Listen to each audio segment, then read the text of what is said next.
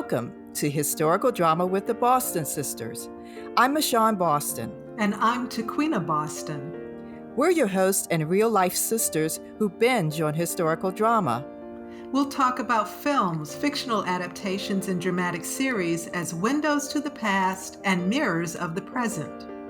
So fill your teacup or mug with your favorite sip as we explore what's fact, what's fiction, and the so what on historical drama with the Boston Sisters.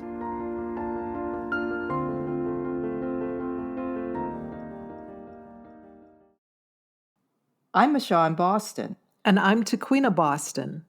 Welcome to Historical Drama with the Boston Sisters, where we talk about historical films and dramatic series as windows to the past and mirrors of the present. Listen to past episodes and sign up for our newsletter on our webpage at michonnebostongroup.com/Boston Sisters to stay up to date on new episodes and bonus content.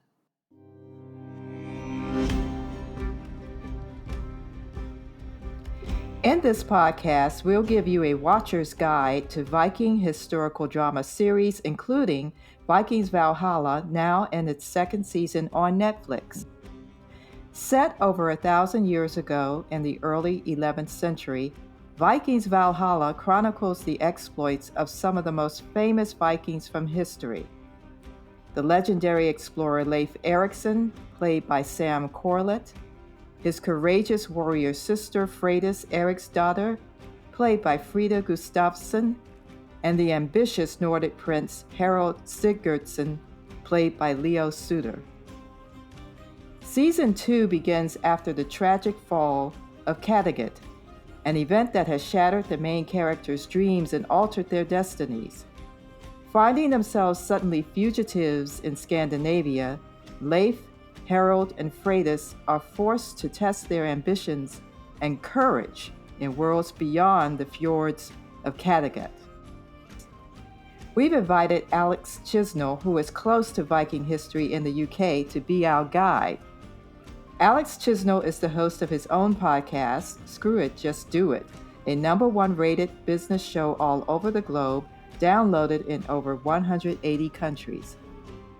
Alex started his audio career with BBC Radio in the 1990s before deciding to travel the world working for Virgin Atlantic Airlines. Tequina and I met Alex on the Clubhouse social media app, where he gave podcasters like us the incentive, courage, and a roadmap to just do it and launch historical drama with the Boston Sisters. We learned that Alex's interest in historical drama extends to Viking history and stories. Because Alex was so enthusiastic about these stories, we thought we'd give Vikings Valhalla a watch. And to our surprise, we couldn't stop watching. And now, here we are, talking about Vikings as historical drama on our podcast. Alex, thank you for joining us on our podcast, Historical Drama with the Boston Sisters, to talk about Vikings. Yeah, I never thought we'd see the day that I'd have you two talking about Vikings on your podcast, especially with me. But here we are. Here we are. So we'll start with you. What draws you into the Viking stories, fact and fiction? That's the Viking history is obviously UK history. Yeah, so a couple of things, interestingly. So first of all, I'd read a load of Bernard Cornwell's novels, which became The Last Kingdom, which I believe the first series came out on the BBC, and then in conjunction with one of the American networks, they produced, I think, series 3, 4, 5, etc.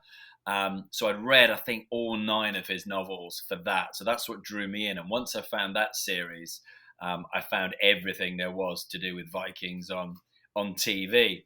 But prior to that, going way back, I guess my interest was piqued. One, I've always been into history.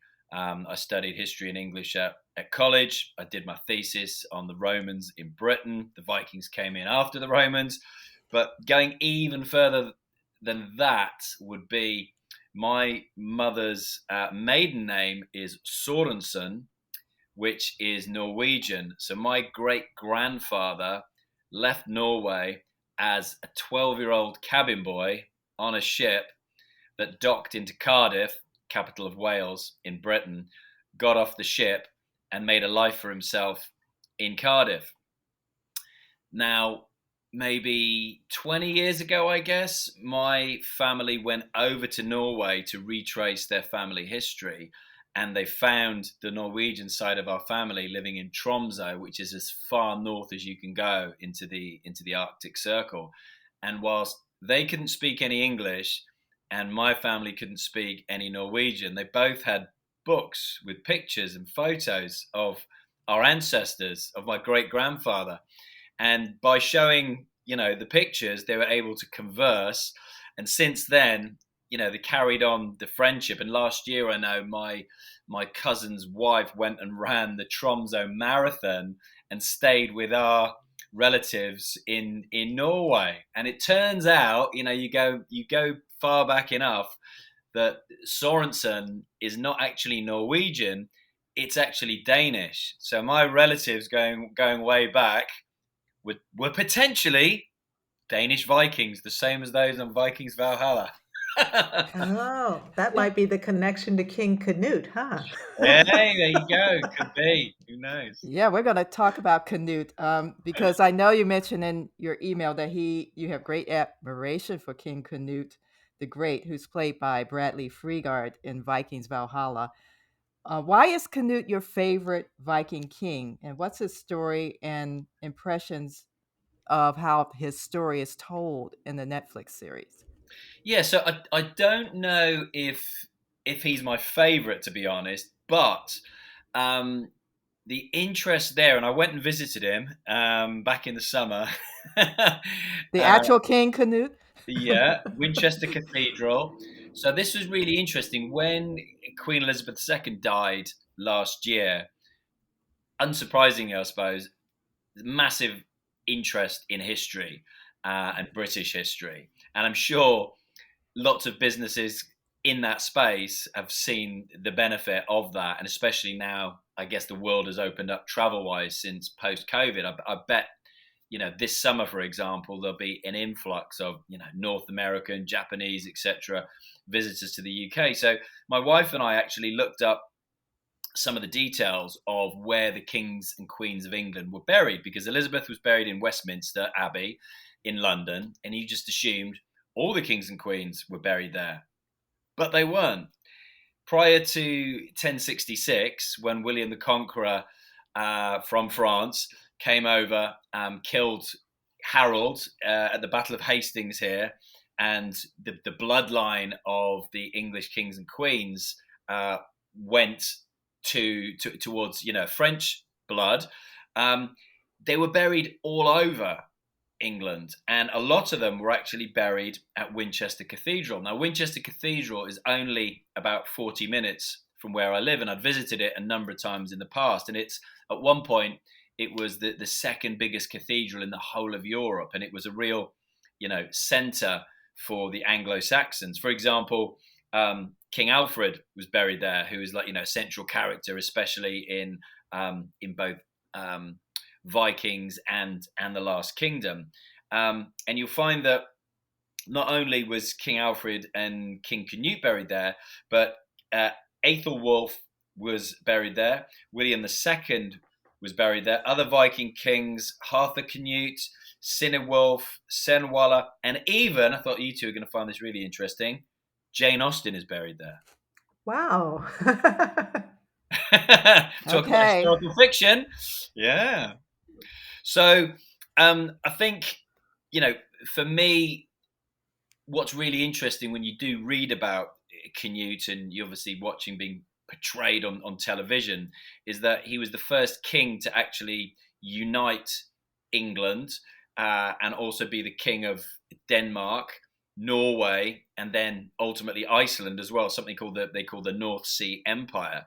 And he ruled for nearly 2 decades. And you think at that time, that's pretty good going, given, the average age of somebody, and also how many invaders were, crossing the seas and, trying their luck over here. So when you read about him, it's pretty impressive in that once he became king and united these kingdoms, there weren't any other attacks. There were never any other threats to England once he was king. And, he divided it into 4 administrative centers for tax purposes and stuff like that. So I think, rather than maybe just being the, bloodthirsty leader that he might be portrayed on TV, when you actually read about him, yes, he was ruthless. As soon as he became king, he literally eliminated every threat that there was to his throne. But you just think, if you cast your mind back and you put yourself in their position, they're all trying to secure their bloodline, aren't they? As saying the Last Kingdom, destiny is everything, isn't it? So it's I think his style of leadership, looking back, through, certainly not rose-tinted glasses, but looking back through history is pretty impressive. Yeah. And now that you mentioned how he brought these kingdoms together, because what we know as UK or Britain today was just a lot of little fiefdoms and kingdoms before Canute came to power. And going back to what you do with Screw It, Just Do It, your podcast, you're interviewing a lot of people who are in leadership roles, mostly entrepreneurs. Um, Talk about Canute's leadership. I mean, how would you see his leadership in that framing? Yeah, I mean, it's interesting, isn't it? Because you look at some of the others from the different TV series, and you've got it's really interesting when you see, for example, like the Last Kingdom, you've got King Alfred, who was a very religious man, a very pious man, and he seems to like rule by fear. These God-fearing Christians. Whereas you've got Uhtred, who's who tends to lead by example instead. He's a man of action. He's a real man of action. And I think then you look at maybe Ragnar from Vikings, which I thought, and I've forgotten the name of the actor. I do follow him on social media, but he's phenomenal. I thought he was really charismatic, and even though it's a violent time, isn't it? It's a bloody time, so you can't look at it from the perspective of how we look at society today. But you look at his journey and how he becomes interested in Christianity, and he's kind of balancing up the old gods with the new God, and he kind of working out his path and which way he's going to go. And his some of his sons are for Christianity, and some of his sons are very much for the old gods. So you see all these different styles of leadership throughout all the different TV series that there are in Vikings, because they all could have been portrayed in a very violent and ruthless manner. And I think maybe Canute comes across a little bit that way through the TV series. But the more you kind of and there's a lot of information out there if you Google it. There's a lot of information out there about King Canute. Probably because he, was the king who united the kingdoms, and he was, one of the last kings then before William the Conqueror came over and changed the course of history for Britain and the UK. But I do think the way he divided the kingdom up, as you were saying, it was, this country was just little enclaves of tribes, and that was, predates the Romans coming over. People have probably heard of Boudica or Boudicca, however the warrior princess, the warrior queen. It was all these little, kingdoms, all with their self-interests, yet he managed to unite them and then eliminate, all of the threats that there were to uniting that kingdom. And by doing that, he heavily taxed the population. But by doing that, he was able to obviously secure the territory to repel any other invaders that came. So I think looking at it from that point of view, you can only applaud him and think, well, you pretty much would have done the same thing. Given the circumstances and Given the circumstances. the tools available. Yeah, absolutely. Yeah. Yeah, we've talked in other podcasts about the whole complexity around empire. And in certain ways, that kind of warfare, violence is the history of all empires. Mm. So, you know, what's our thing about empire? Also, Alex, I want to give you some background in terms of our education about Vikings. We only got Leif Eriksson, at least I did, and for the Ah. Saxons, Beowulf. Yeah. Okay. Okay. Yeah. Yeah. Yeah. Yeah. Leif That's Erikson. it. And that's a great story, isn't it, Leif? And I think you might go on to this, but Vikings Valhalla. I think if that's all that people see, that's probably the most violent out of all of them. I think. But I love the story of Leif Erikson, and and not to spoil it to everybody, the spoiler for everybody, but compared to, um, you know, the first person to discover America from the outside world, not Native American Indians, etc. Then it's a very fascinating story, and again, one of those tales of man against the elements, with a mission, driven to succeed no matter what nature and life throws at him. It's a fascinating story, and I know, as you probably do, that they've got permission. They've just finished. Series 2 is out there on Netflix for people to discover, but they filmed series 3 at the same time, I think, and then there's filming series 4 and 5 together is the plan. I think they've got funding up to series 5, something like that. So, and it's correct me if I'm because you've probably watched Vikings earlier than I have now, or more recently. It's set a couple of hundred years, in Yeah. point in time. So it's different characters, but you've got the same historical background and references to King Alfred and all of those great kings and queens. Even though Vikings Valhalla, in terms of the historical figures, the chronology is all over the place, but the whole Yeah, point yeah. is to bring these historical figures into one story. Mm. Yeah, Yeah. and I'm surprised. My friends and I were talking about this, and when I said I'd been to Winchester to see the tomb of King Canute and then Jane Austen and really random figures there, and they were saying to me as well, and it was just after Queen Elizabeth had died, and you would have thought, given the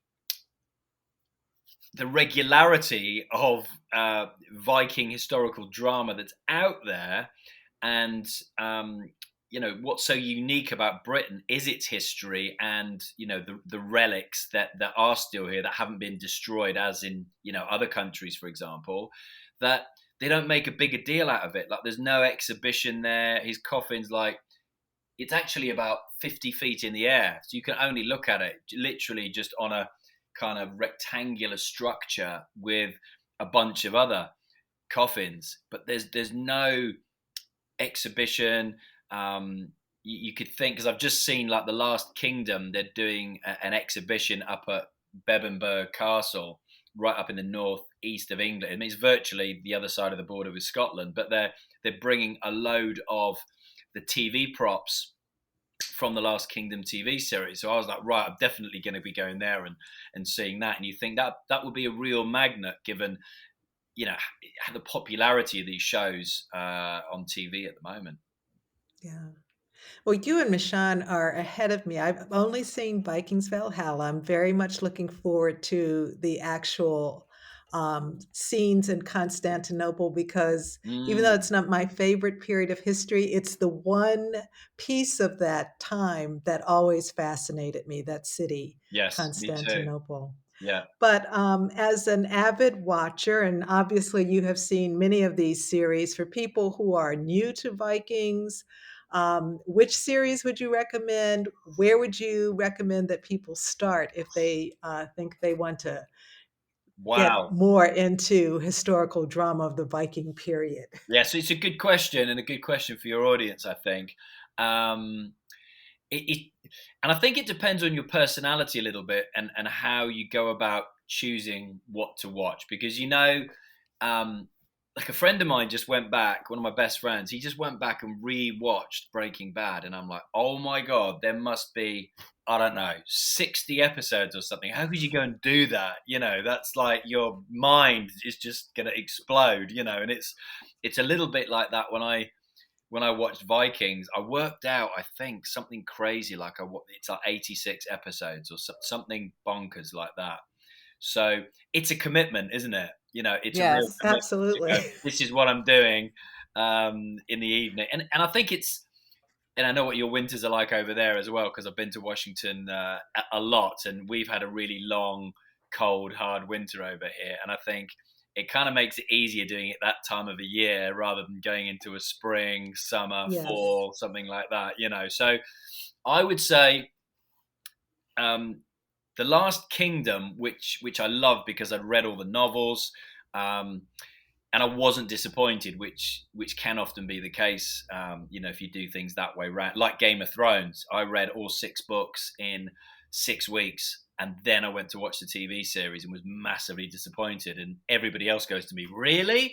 And I'm like, yeah, because I had this vision in my mind, and it was completely and utterly different when it was realized. So I would say, The Last Kingdom is a more romantic view of the Viking era. There's a love story in there, or a couple of love stories in there, and it's seen very much more of a romantic viewpoint, whereas Vikings, I think, is more authentic. It's life was hard at that time. I mean, how if you see one of these Viking boats up close, you'll be gobsmacked at the size of them, and you just think, how did people come across the weather that we have in the North Sea, and then to America? I mean, it's just crazy. But I think Vikings is more authentic. It really portrays that life was hard and violent, and Vikings Valhalla takes it to another level again. And there's only 2 series, so I've said to my friends, funnily enough, if you're looking to get into it, I would go Vikings Valhalla first. And if you enjoy that, then you've got plenty of that, to keep you occupied by either going Last Kingdom or Vikings. And they're both similar. I think there's 5 series of The Last Kingdom and maybe 6 series of Vikings. And if you want to watch a movie and you don't want to get involved in a series, and I also get that from a lot of people's point of view, yes. 2 hours, then The Northman is again a very good movie.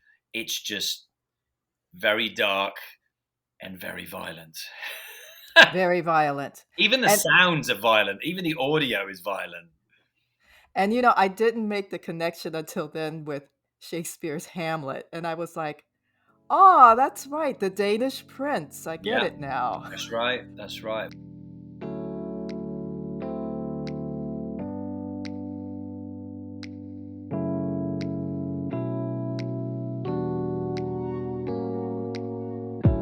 Well, Alex, every episode we have what we call a lightning round in the podcast, where we ask our guest questions related both to the podcast episode themes, but also the overall theme, which is window to the past, mirror of the present. And so our first question for you is, in that you talk to a lot of entrepreneurs and business types in your podcast, if you could go back in time, and it doesn't have to be the Viking time, but if it is, that's fine. What time would you go back to, and what kind of entrepreneur would you be? It's a great question. I had to think about this long and hard. Because anybody asks me what time in history I'd like to go back, I always say Rome. It's my default, because that's where my first love of history initially came from. So I'm going to stick with Rome, because I think it's funny, because I think both the books and the TV series for Vikings just portrays this hard, violent, bloody world, and I don't think that would suit me at all. Whereas if I stick with Rome, and The other one I was going to go with was Egypt, possibly. But I think if I did either of those, I would have to be very wealthy and very high up in society to enjoy, the spas. They're the first ones to, invent the modern jacuzzi, I guess, things like that. I could cope with that, Yes. and that kind of lifestyle, and having, massages all the time and wearing a toga and eating figs and olives. I could be down with that. So I'm going to go Rome, I think, and I'm going to pick, as a trade, as an entrepreneur, I would pick like import export, because I have a love of travel. I love, again, both Vikings and Rome and Egypt, how they traveled, and they they conquered other civilizations, and they embraced other civilizations. So I know this is quick fire. I'm taking this into a long fire round. Everybody does. Yeah, I keep thinking of Ben-Hur, though, that scene in the bottom of the boat, the rowers with the oars who were the people who were enslaved for whatever quote crimes they committed. And I could see that again in Vikings. I'm like, ways oars, down oars. So harsh times. Harsh times, indeed. And then our second question is, what 3 items would you put in a time capsule that reflect your life and the times you've lived through? So difficult. So difficult. I could have gone a few different ways on this one with like technology, or more personal. And I've kind of gone the more personal route, I guess, mirroring the times that. And my vision is this time capsule is massive, by the way. It's huge. Okay. It's really big. So I'm going to go aeroplane, Virgin Atlantic Airways aeroplane, because I spent 16 and a half years working for Sir Richard Branson, and had, an absolutely amazing time. Met my wife, then girlfriend, now mother of my 2 girls, on board a flight to LA. So aeroplane goes in there. My passion, it's interesting because my passions are rugby and American football, full contact sport. So I'm going to go rugby ball, because that's what I first discovered before I got into American football. So I'm going to put a rugby ball in there. Okay. And then the last one, I didn't really want to do this, but I think it kind of fits into, who I am and what I do, which is, a podcaster, podcast agency owner, a business owner, an entrepreneur, and it's going to be one of these things, I'm afraid, an iPhone. Because I just think it's changed the way we do so many things, how we do business, how we communicate, how we tell stories, all of it, for good or bad. And there's, we'd need another 5 series of Netflix to get through talking about the impact of one of these things, I suppose. But yeah, I'm going to throw that one in there. For sure. I'm sure someone else just thrown one of them in there in the previous. Yes. Plenty of iPhones in those capsules. Lots of technology in these time capsules. Yeah. Hopefully the battery will be working. Well, Alex, thank you for joining us here and giving us the tools we need to not only launch our own podcast, and for that you're a guest star today, but to watch the Vikings series, including Vikings Valhalla, which is now on Netflix. It's absolute pleasure. And congratulations on the success of this podcast as well.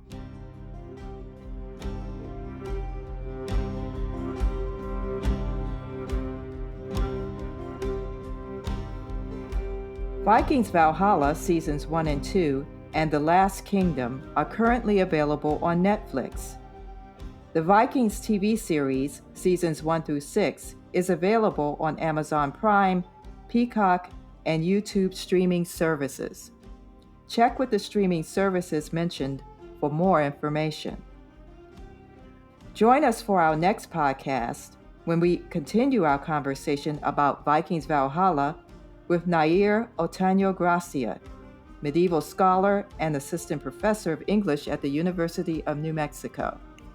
This is exactly, again, when I was saying that the ethos is there, this is the exact kind of ethos that I want to show. Vikings were changed by their interactions. They went to Al-Andalus. and they interacted with people from Al-Andalus and Muslims, and these interactions changed them. We invite you to share this episode of Historical Drama with the Boston Sisters with someone you know who would enjoy the conversation. Subscribe to Historical Drama with the Boston Sisters and enjoy past episodes wherever you listen to your favorite podcast. Visit our website at michonnebostongroup.com/Boston Sisters for more information and resources related to this and other podcast episodes. Sign up for our newsletter to stay up to date on future episodes and bonus content. You can write us at podcast@michonnebostongroup.com.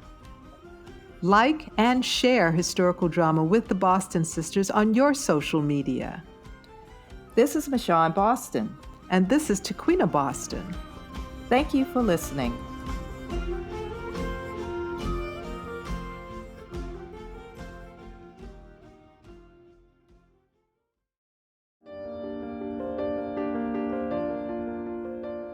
We hope you enjoyed this episode of Historical Drama with the Boston Sisters, a podcast about historical films and series dramas.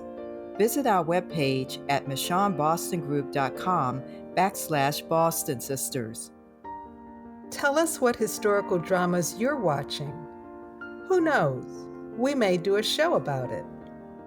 Sign up for our newsletter, subscribe to the podcast, and share it with the people you know who binge on historical drama. Historical Drama with the Boston Sisters is brought to you by the Michonne Boston Group. The views and opinions expressed on Historical Drama with the Boston Sisters are those of the speakers and do not represent the positions or views of the Michonne Boston Group, its clients, or affiliates. This is Michonne Boston. And this is Tequina Boston. Thank you for listening.